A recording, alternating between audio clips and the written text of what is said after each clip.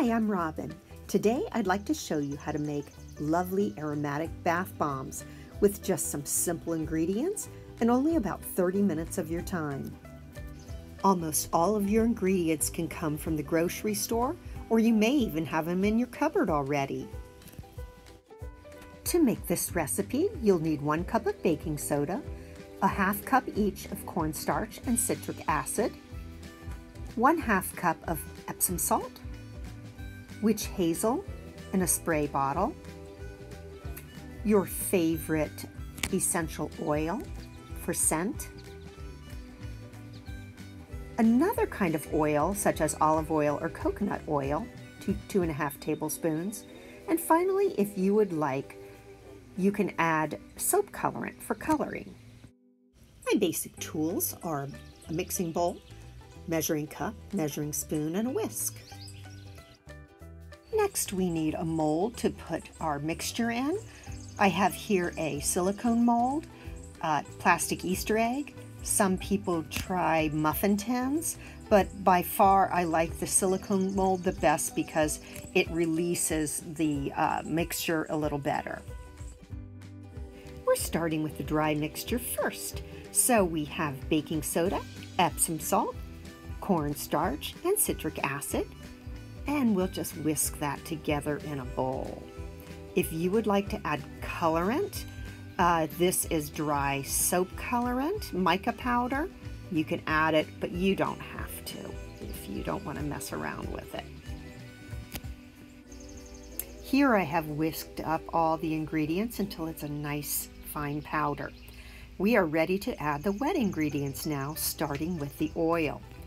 This recipe calls for 2.5 tablespoons of oil, and it's important to note that all wet ingredients are added a little at a time so that it doesn't activate the fizzing qualities of the mixture.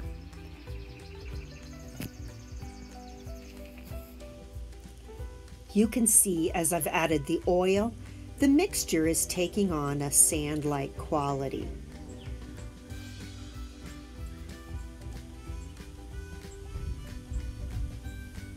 Once that's thoroughly mixed, we can start adding our next ingredient.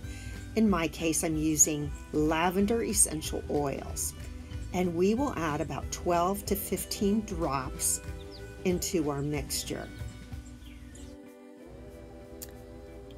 And you can give that a good stir until it's fully incorporated.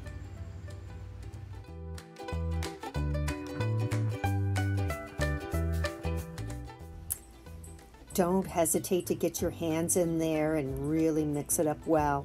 You'll notice the consistency is really starting to hold together. But we're going to add a little bit more moisture to it in the form of witch hazel that I have in a spray bottle. The spray bottle allows us to add the witch hazel just a little at a time. If we add it too quickly, it'll cause the mixture to fizz up. So I've spritzed it 2 or 3 times and then given it a good stir. And then I'm going to continue doing that until it really holds together like wet sand.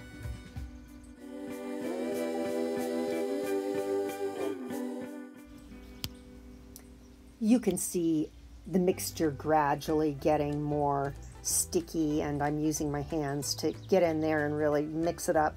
And I can also feel that stickiness. So continue adding spritzes until it really holds together without being super wet. The mixture is actually quite forgiving if you press it into the molds before maybe it has enough moisture in it. That's okay. You can just pop it right back out of the mold, toss it into your bowl, and add a little more moisture until it's a little stickier.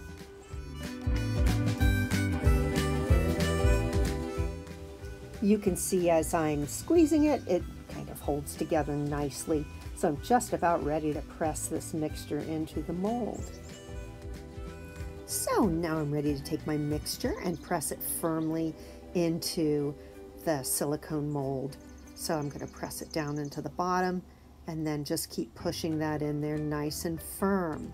My recipe makes about 4 of these larger shapes, and if you have a smaller silicone mold, it would probably make double that. I've tried several times to use the Easter egg to make a nice form, but I can't seem to get my mixture out of the mold. So I really like these softer molds for this project. So I'm going to fill up all of the molds that I can with my mixture and wait for a minute or two and then push them gently out of the mold. If you find that your bath bombs break up or crumble, you can put them right back in the mixing bowl, add a little more witch hazel, and then put them back into the molds again. Once you're finished, you'll want to let your bath bombs dry for about 24 hours. They'll harden up quite a bit and they are ready to use. Happy creating!